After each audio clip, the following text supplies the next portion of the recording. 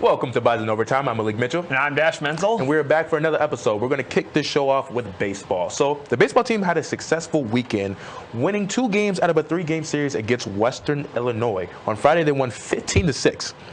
Yeah, pretty dominating game there for them. It was a very impressive game. Some of the top stats from that game: Drew Sackett getting 4 hits and 3 RBIs. Will Bush had 3 hits and 5 RBIs. Logan Williams had 3 hits. Yeah, Western Illinois jumped to an early lead after, home in the opening inning.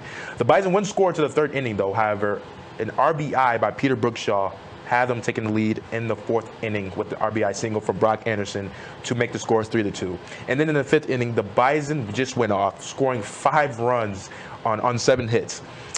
Junior infielder Drew Sackett had the team high with 4 hits and 4 runs in this game. And then on Saturday, they won 6-4. It was a scoreless game in the beginning, the first 2 innings, and then Western Illinois put 2 on the board in the 3rd inning. Industry responded in the 4th with Peter Brookshaw cutting the 2-0 deficit after hitting his 5th home run of the season. Junior infielder Peter Brookshaw had the team high with 2 hits and 1 run in the game. Yep, and some of the top stats from that game: Peter Brookshaw and Logan Williams both had 2 hits and 2 RBIs each, and Brock Anderson and Hunter Kep had 1 hit and 1 RBI each. And then lastly, on Sunday, they unfortunately lost 6-2. It was a scoreless game until the 4th inning. Western Illinois scored 3 runs and repeated that in the 6th inning, which made it 6-0 without a score for NDSU. And then they finally got some points on the board late in the 7th inning, scoring 2 runs, but that wasn't enough. They lost to the Leathernecks. What were the top stats from that game? Won a lot of them. NDSU only had 3 hits all game on that day. Jack Simonson had 2 of them, and Kalen Schwabe had the other one.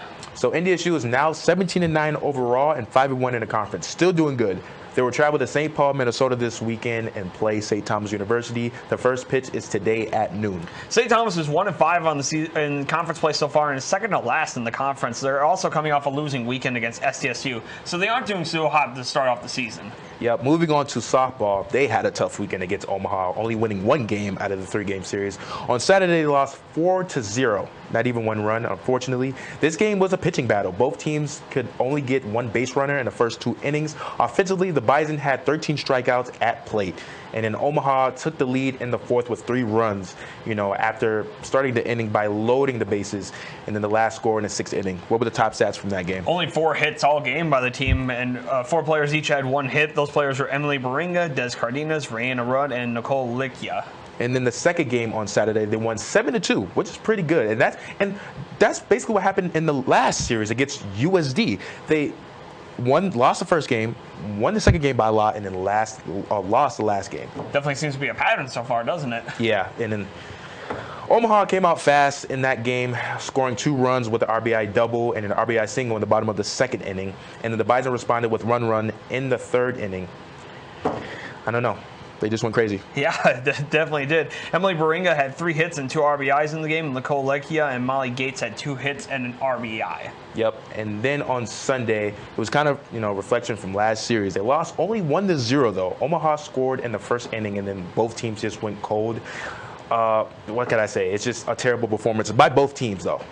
Yeah, and it was a very similar performance for the Bison as the first game. Only 4 hits all game, and all of them coming from different players. Those 4 hits came courtesy of Emily Baringa, Des Cardenas, Molly Gates, and Nicole Likia. NDSU is now 20-17 overall and 2-4 in the conference. You gotta bump it up because they got a tough weekend against Kansas City this weekend for the Grand Slam giveaway, and it's at home. The first game is tomorrow at 12 at Thurston Park. Yep, it's going to be interesting. Kansas City is going to be tough. They were picked 2nd in the Summer League preseason coaches poll, and they're currently 2nd in the conference with a record of 4-2. Now, the interesting thing for the Bison softball team, they currently have the 2nd best overall record in the conference, only behind South Dakota State. But the thing is, they have the 7th best conference record because they're only 2-4 in conference. It's going to be definitely a tough matchup. Kansas City is 2nd, like you said, 2nd in the conference. They got to do something. They can't have a recurring pattern like they've been doing for the past 2 weeks. But moving on to track and field, both teams competed at 3 different meets: the Sanford Invitational, the USD Early Bird, and the Mike Finelli Classic. At the Sanford Invitational, the men's 4x4 team won the relay, clocking 3 minutes and 9 seconds, making them the 5th 4x4 squad in NDSU history. Senior Christopher Thompson won the shot put title, throwing 18.73 meters. At the Mike Finelli Classic, sophomore Dante White won the 100-meter dash after running 10.79, and the 4x1 team won the relay, clocking 41.66 seconds. And at the USD Early Bird, Clayton Hamalu won the shot put, throwing 17.90 meters. He now ranks 11th in industry history.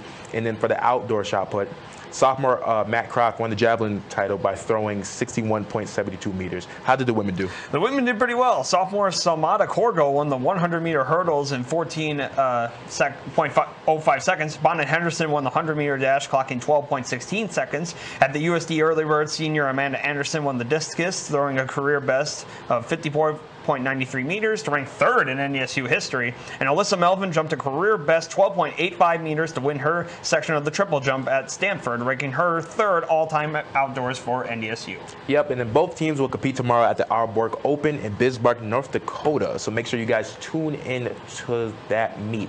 Okay, we're going to take a quick break. When we come back, we have a special guest from the softball team. Stay tuned.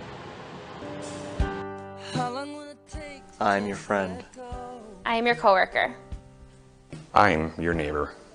There's no set person that defines who needs help in North Dakota.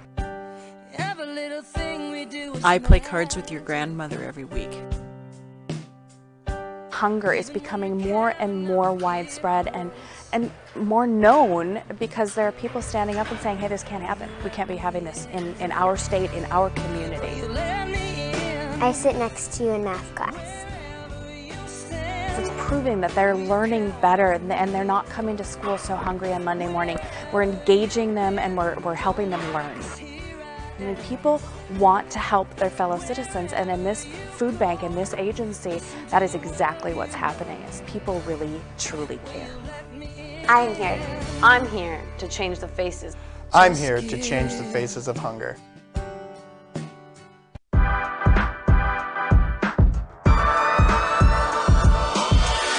My name is Addie Stewart, and I graduated from NDSU in the Department of Communication in 2018. My degree was in strategic communication, and I'm the communications specialist for the city of West Fargo. That includes social media, press releases, breaking news, interviews, media relations, and more. I went into communication because I wanted to do something I was passionate about. There were so many opportunities. I knew I could work for nonprofits, government, small business, agency work. Professors in the department definitely impacted me a lot in my life, making sure that once I graduated college, I knew I could get a job here just because of the connections in the department and the great morale that was in Fargo. Future students should definitely come to NDSU because it's a degree like no other here.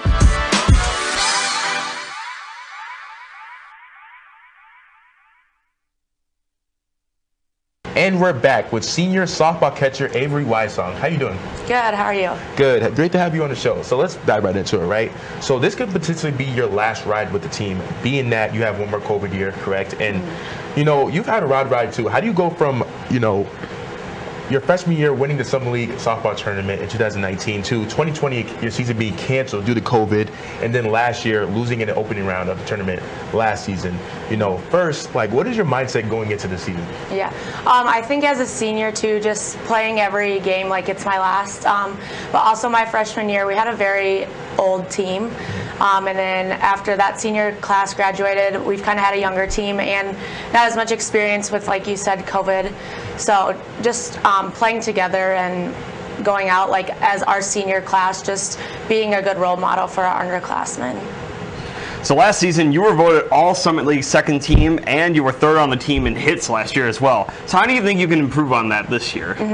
I think not pushing too much pressure on myself, not setting an expectation, because our coaches kind of said too, like when we do get awards like this, it's hard to want to go into the next season doing better. So my goal is kind of just having fun and seeing where it takes me. Yeah, you guys just came off a tough 3-game series against Omaha this past weekend, in which you guys won only one game, but it was 7-2. And the other games were pretty close. What were some of the struggles from that series? Yeah, going into Omaha, we knew that their #1 pitcher, she is good. She's been good all year. Just knowing that she had a good rise ball, laying off of it, sometimes it's hard. But just going in and competing, knowing that we're going to see them in the tournament again. So just getting ahead on them early and competing with them. So these last two series haven't exactly gone the way you guys would like to, but so what do you do to get yourselves in the mindset to relax and prepare yourselves for the rest of the season, even when you hit some bumps? Right. I think our coach has done a good job. Like our preseason, you could say like the pressure wasn't on us so much, because now that we're in conference, like you want to perform well, you want to make the tournament. So just going in with, like how you said, being relaxed, playing comfortable, just playing for the teammate next to you, and just seeing where it takes you and not putting that pressure on yourself. Yep, and you guys were picked third in the Summer League preseason coaches poll, with Kansas City being second and SDSU taking the #1 spot. You know, what are some of the teams you guys are looking out for with that list? For sure, SDSU, they're always a rival in every sport. But I'd say with us, like being a young team, every team in our conference is a component or a team that we want to be. But for sure, SDSU is our rival. Yeah. You guys got another 3-game series coming up this weekend against Kansas City. What is the game plan heading into that series this weekend? Our main mindset, like with hitting, just getting ahead early, competing, finding a pitch you want to hit, and staying off of the pitcher's pitches. So like a good rise ball from Omaha, but what the pitchers from Kansas City will have. So just finding your pitch and competing and having fun. Yeah, but I kind of just want to switch gears here. I kind of want to give you your flowers of being a student athlete. You know, in 2019, you received NFCA Scarlet Athlete, and then last year you were awarded the Summer League Commissioner's List of Academic Excellence, and then you've been on the Summer League Honor Roll twice. You know, how important is it for you to handle your business in the classroom while having a load of a Division I athlete? For sure. I think my freshman year, Kelly Lehman, she's our academic advisor that helps us a lot, and she really showed me the role of like how you should lay out your week and just having something organized that you can go to. I would say I'm a very organized person, so that helps me a lot, but just staying organized and knowing, like, just setting times for certain things to get done when you have time. Yeah. So you're a senior on this team. You have played here since 2019. A lot of time has passed, and you've seen a lot of things on this team. So what is the difference on the team this year, and what things are the same this year on the team? This year, I would say that like we get along really well. Our coaches have done a good job of when we're on, like when we go out for weekends, that we do like team bonding things, but also just bringing our freshman group in and like making them feel welcome and included. And our freshman class are very outgoing and loving girls, so it's good to have girls like that on our team. And then for us seniors, just like I said before, being a role model and showing them what it means to be a Bison. Yep, but thanks for coming on the show. Good luck to you guys this weekend hosting your first series of the season. You know, be sure to go support the softball team this weekend. When we come back, we're going to dive into some March Madness and NFL news. Stay tuned. One kid, one mentor, plus one moment can unlock limitless potential. One heart-to-heart, one inside joke. 30,000 youth are waiting. Be there for one of them. It's time. Become a big today. The NDSU bookstore has everything you need to show off your Bison pride. The bookstore can have you sporting green and gold wherever you go. It offers many different brands, sizes, styles, and selection so that you find exactly what you're looking for. Shop the NDSU bookstore and show your spirit today.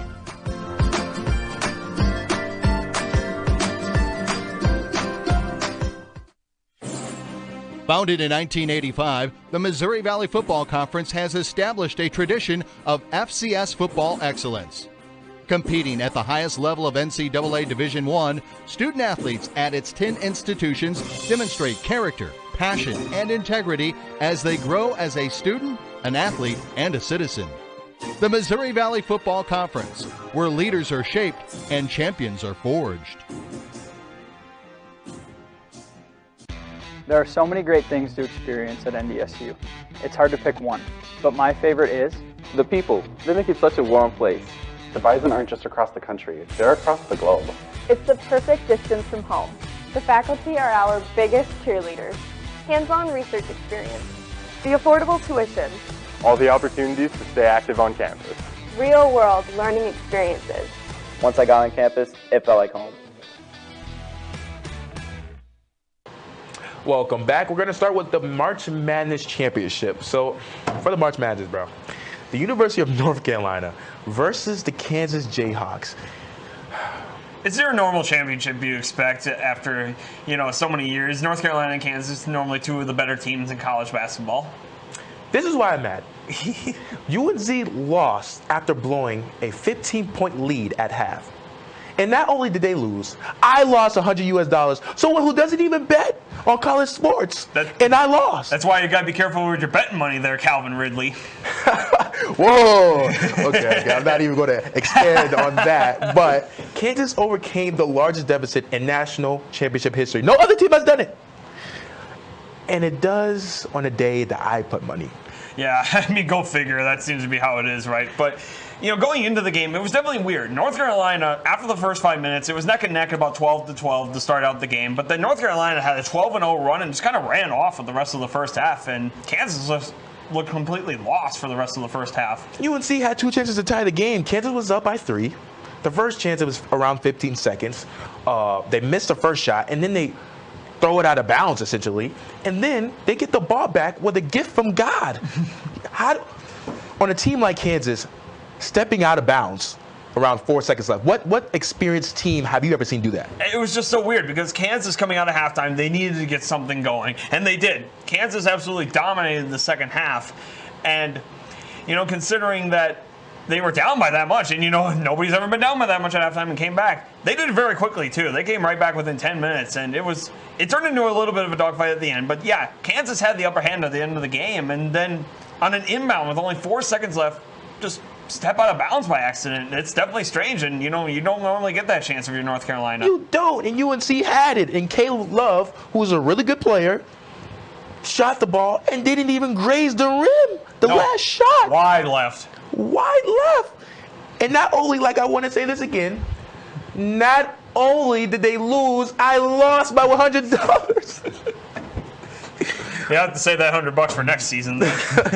Okay, let's move on to some NFL news, something that we love. Oh, do you have one more thing?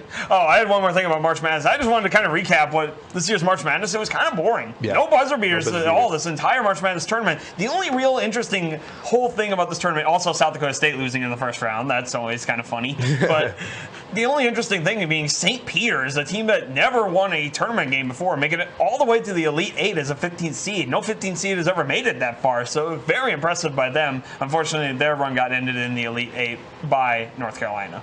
Yep, so let's dive into the NFL news, man. A topic that we love so much, and we're going to talk about our respective divisions. Yep. I'm the NFC East. I got the NFC North. Okay, what does it look like in your division right now in the offseason? All right, so first things first. In the NFC North, we're going to the team from the Motor City, the Detroit Lions. Last season, got a new head coach in Dan Campbell. Definitely a new regime, and this is honestly the brightest spot that Detroit has had in a very long time. I feel like they're in a very good position right now.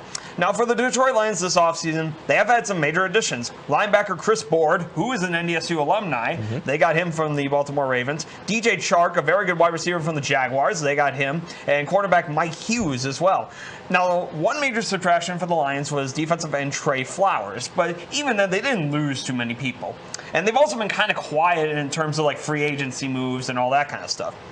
So the keys to the offseason for me is kind of keep doing what they're doing. Don't do too much in free agency. They don't need to. Let the draft help you rebuild, and that's really what they kind of have planned right now. They got a lot of draft picks these next few years, so I feel like they can use that to make a young, fresh, healthy team. I don't know if they'll be a playoff team this year. I don't think they will. I'm not sure if Jared Goff's going to be able to lead them anywhere to that. I think the record will be better than last year, though. I'm going to go with 6-11. I'm going to start with the Eagles and the NFC East. So they've been kind of quiet in the offseason. You know, they got linebacker Hassan Riddick from the Panthers, 3 years, $45 million, which is pretty good. They re-signed defensive end Derek Barnett to a 2-year contract. Jalen Hurts, Devontae Smith, and Miles Sanders are all coming back. They made it to the playoffs last season, but got blown up by the Bucs because the Bucs are good. I think they have a chance to make it to the playoffs again. That's just my opinion. Very close chance. So kind of like last year. Yeah. All right. Meanwhile, the team from the Windy City now, the Chicago Bears. Very interesting season last year. They were kind of a year behind schedule, in my opinion, on firing their head coach and GM. But they finally did it last year, which means they could start fresh with a new head coach and GM. Yep. And they got a lot of major additions that aren't exactly like huge names that everybody's going to recognize, but they're still starting quality names. Defensive tackle Justin Jones, wide receiver Byron Pringle, defensive lineman Al-Qadim Muhammad, offensive lineman Lucas Patrick, linebacker Nicholas Morrow, and wide receiver Equinemius St. Brown. So quite a few decent names in there. Now, however, they have had some major subtractions, including their star defensive end Khalil Mack, who they just traded for a few years ago. And that was the big surprise of the offseason, them getting rid of him. And a couple of other players, their punter, Pat O'Donnell, longtime punter, and offensive lineman Jason Peters. Now, the keys to the offseason for them, get some offensive line help in the draft. You need to. You had one of the worst offensive lines last year. Justin Fields is going to get absolutely clobbered like he did last season. Yep, he's going to get absolutely tortured. And the Bears have not exactly, had a good reputation with developing quarterbacks. Well, this is why. They have had no offensive talent to help them. So, yeah, get some offensive line help in the draft. Or just some other offensive players in general, like skill positions, because they kind of need those too, because they also lost Allen Robinson. And I just want to pick up on Jalen, on the quarterback, Justin Fields. I just feel so bad for him. He already has a chip on his shoulder for falling from a pick that he wanted to be one of the highest quarterbacks in the draft, correct? Mm-hmm. And I know, there's a stigma around FCS players, and he has a chip on his shoulder that Trey Lance was picked higher than him. It's no secret. Mm-hmm. And then for you just to not have that much success with the Bears, they can't even... I just hate the situation. It's not even the Bears curse that he's got to get over. The fact that he's from Ohio State. Ohio State quarterbacks have never transferred well to the NFL. And that's another curse he has to try to break. Yep. So, personally, my record for them, I don't think they're going to get better this year, unfortunately. I do like their regime change. I just don't think it's going to fix things right away. I personally think their record will be worse than last year. I'm going to say 4-13. Jesus. Okay, switching on to the Washington Commanders. So they picked up North Dakota's own Carson Wentz. This trade can be tricky because, in my opinion, Carson Wentz hasn't been the same since he tore his ACL with the Eagles. Now, it's hard to say if they're going to make it to the playoffs again. I mean, they lost offensive guard Brandon Sheriff and running back J.D. McKissick and tight end Ricky Seals-Jones. So it's really hard to say how they're going to perform next season. Yeah, they could really be anywhere from playoff contender to absolute bottom feeder. Yeah. It's going to be very hard to bottom feeder. That. Now, for the team from Minneapolis, Minnesota, the Minnesota Vikings. Ugh, I hate Packers and Minnesota Vikings fans with a passion. Well, then you'll like to hear what I have to say here. So the Vikings, these last few years, they've had some of the more talented teams in the NFL recently, but no success to speak for it other than 2017 when they made it to the NFC Championship. Mm-hmm. And most of that had to fall on the head coach Mike Zimmer, personally, and their GM Rick Spielman. So both of them are gone, though. They're both gone now, so they finally got a fresh start.